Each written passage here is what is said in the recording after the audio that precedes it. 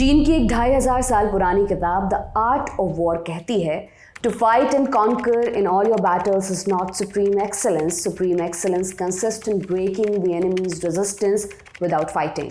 माने युद्ध लड़ना और जीत हासिल करना ये परम कौशल नहीं है, बल्कि परम कौशल उसे कहेंगे जब आप अपने दुश्मन से बिना लड़े ही उसे चारों खाने चित कर दें।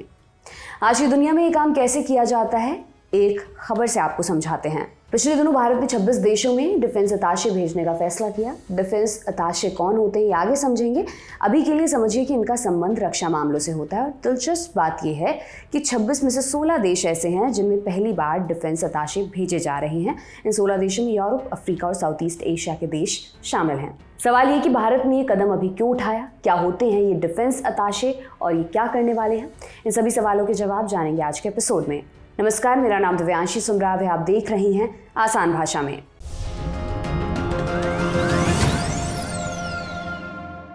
हमारा पड़ोसी देश चीन, उसकी एक अघोषित पॉलिसी है स्ट्रिंग ऑफ पर्ल्स, माने मोतियों की लड़ी। लेकिन चीन के संदर्भ में ये लड़ी मोतियों से नहीं बनती, ये बनती है बंदरगाहों से, उन बंदरगाहों से जो उसके नहीं हैं। इन बंदरगाहों के लिए उसने दूसरे देशों के साथ संधि की है और इसके पीछे उद्देश्य है हिंद महासागर में अपनी पकड़ को मजबूत करना और भारत को घेरना।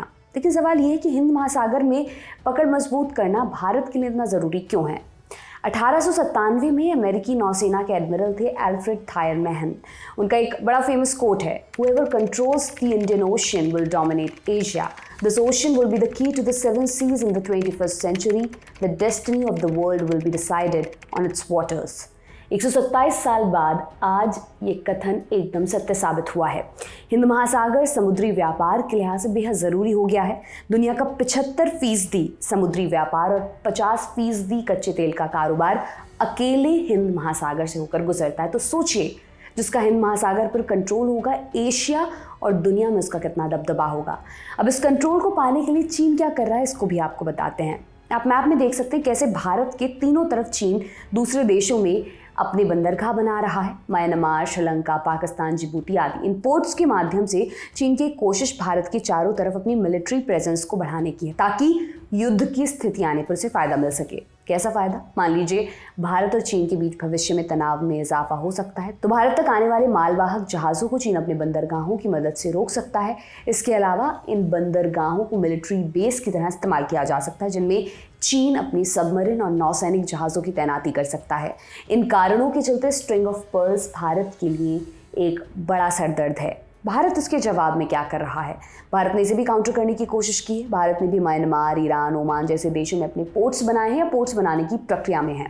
ये भारत के अपने पोर्ट्स नहीं हैं, ये उन देशों के पोर्ट्स हैं। इनका कंस्ट्रक्शन भारत ने किया या वहाँ पर इंडियन नेवी की प्रेजेंस है या भारत को ऑपरेट करने की इजाज़त मिली हुई है। हालांकि ये भी काफ़ी नहीं है। मार्च 2024 में अमेरिका की इंटेलिजेंस कम्युनिटी ने एक रिपोर्ट निकाली। इस रिपोर्ट के अनुसार चीन भारत के आसपास अपनी सैन्य गतिविधियों में इजाफा करने जा रहा है। मसलन चीन का जासूसी जहाज लगातार भारत के आसपास चक्कर काट रहा है। साथ ही चीन भारत के आसपास मिलिट्री बेस बनाने की कोशिश में भी जुटा हुआ है।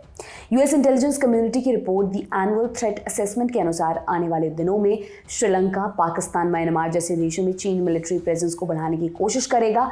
भारत की तरफ चीन का क्या इरादा है वो पिछले कई सालों से जाहिर होता रहा है। गलवान, अरुणाचल प्रदेश में चीन की हरकतें साफ तौर पर दिखाई दे रही हैं। इसलिए भारत के सामने बड़ी चुनौती है कि वो कैसे अपनी स्थिति मजबूत करे। भारत की इसी कोशिश का नतीजा है 16 देशों में पहली बार डिफेंस अताशे भेजना। अब ये समझते हैं कौन होते हैं डिफेंस अताशे।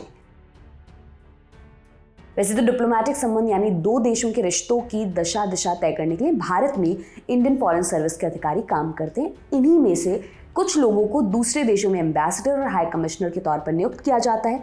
डिफेंस अताशे भी इन्हीं एम्बेसडर्स के साथ भारत के दूतावासों में काम करते हैं। बस काम होता है थोड़ा अलग, या यूं कहें बहुत स्पेसिफिक काम होता है। क्या काम होता है? देश के मिलिट्री हितों को बचाना और उस देश के साथ संबंधों को और बेहतर बनाना, जिससे डिफेंस को और फायदा पहुंचे। डिफेंस अताशे का सबसे पहला काम होता है मिलिट्री इंटेलिजेंस यानी जानकारी इकट्ठा करना, जरूरी जानकारी शेयर करना। दूसरा काम होता है मिलिट्री टू मिलिट्री रिलेशनशिप, माने भारत और अमुक देश की सेनाओं के बीच अच्छा तालमेल बैठाने की कोशिश करना, दोनों सेनाओं में इंगेजमेंट बढ़ाना। कैसे? डिफेंस अताशे दोनों देशों के बीच एक जॉइंट मिलिट्री एक्सरसाइज करवाने पर काम कर सकते हैं। जॉइंट मिलिट्री एक्सरसाइज यानी दोनों देशों की मिलिट्री साथ में युद्ध की ट्रेनिंग करें। इसके अलावा डिफेंस प्रोडक्ट्स की सेल, कई बार डिफेंस अताशे को विशेष रूप से इसी काम के लिए भेजा जाता है जिससे दोनों देशों के बीच होने वाली मिलिट्री प्रोडक्ट्स की डील आसानी से हो सके। इसके अलावा दो देशों के बीच रक्षा समझौते करवाने में भी मिलिट्री अताशे का योगदान होता है। उदाहरण के लिए भारत का इंडोनेशिया के साथ एक सैन्य समझौता है जिसके तहत इंडोनेशिया ने भारतीय नौसेना को अपने साबर्ग पोर्ट का एक्सेस दे दिया है। अब आपने डिफेंस अताशे का काम समझ लिया। आप समझते हैं भारत ने किन देशों में अपने डिफेंस अताशे भेजे हैं और इसके पीछे की पूरी जियोपॉलिटिक्स क्या कहती है। वैसे तो डिफेंस अताशे 26 देशों में भारत द्वारा भेजे गए हैं, लेकिन हम उनकी बात करेंगे जो भारत के लिए जियोपॉलिटिक्स के लिहाज से जरूरी हैं। सबसे पहले बात अफ्रीका की। अफ्रीका के जिन देशों में भारत ने अपने डिफेंस अताशे भेजे हैं उन देशों की इंपॉर्टेंस समझने के लिए आपको अंतर्राष्ट्रीय व्यापार के समुद्री रास्तों को समझना होगा।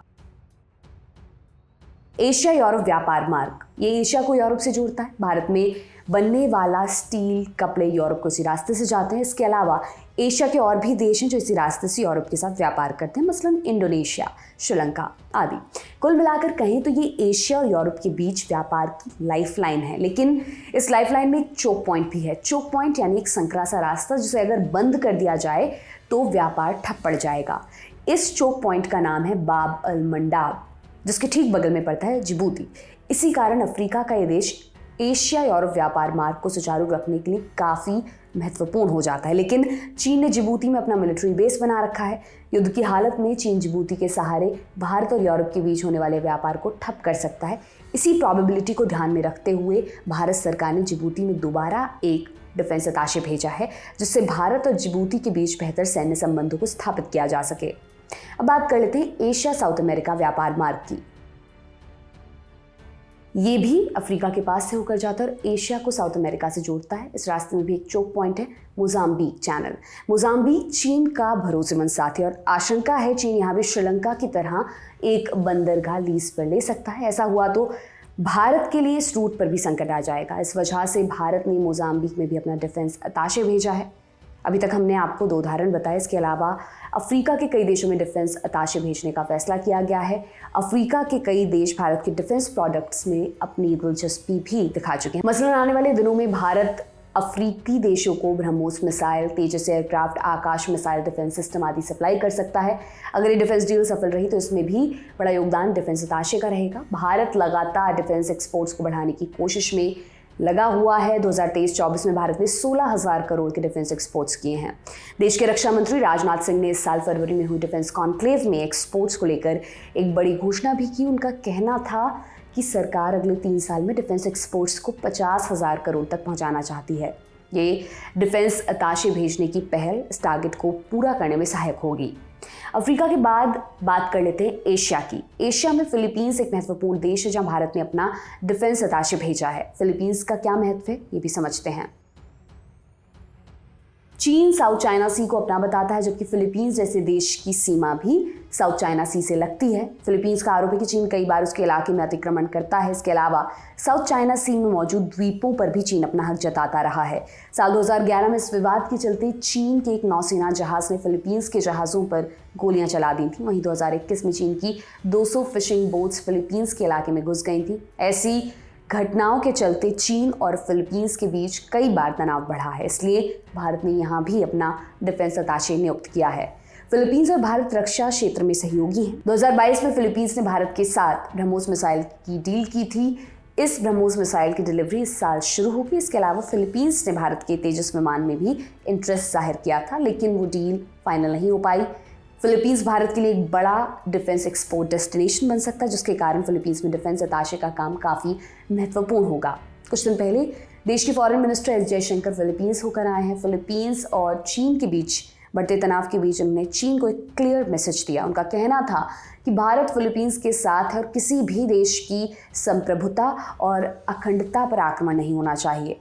इन सब के अलावा कुछ और भी देश हैं जहां भारत ने पहली बार अपना डिफेंस अताशे भेजा है, जैसे आर्मीनिया और पोलैंड। इस नई पहल से देश को कितना फ़ायदा होने वाला है समय के साथ हमें पता चलेगा। बहरहाल आज के लिए इतना ही। इसे आपके लिए लेकर आए थे हमारे साथी आकाश। जाते जाते एक ज़रूरी सूचना, लल्लन टॉप की चुनाव यात्रा हो चुकी है शुरू। अगर आप चाहते हैं हम आपके गांव या शहर में आए तो आप बताइए कि क्या है आपकी लोकसभा सीट का नाम और कौन से फैक्टर इस सीट को बनाते हैं खास। बताना कहाँ है उसके लिए chunav@lallantop.com पर मेल कीजिए। सब्जेक्ट में मेरी सीट कवर करो ये लिखना ना भूलें। साथ ही डिस्क्रिप्शन में दिए फॉर्म को भी जरूर भरें। शुक्रिया।